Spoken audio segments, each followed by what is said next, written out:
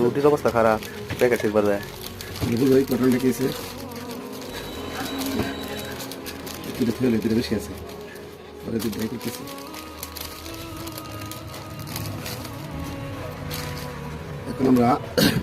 এখন আমরা মধু দিয়ে রুটি খাবো। হ্যাঁ, প্রথমেই তাই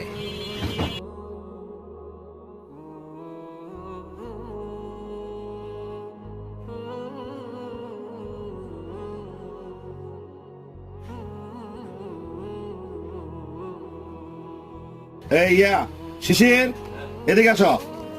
এ ধরো খাঁটি মধু দিয়া রুটি।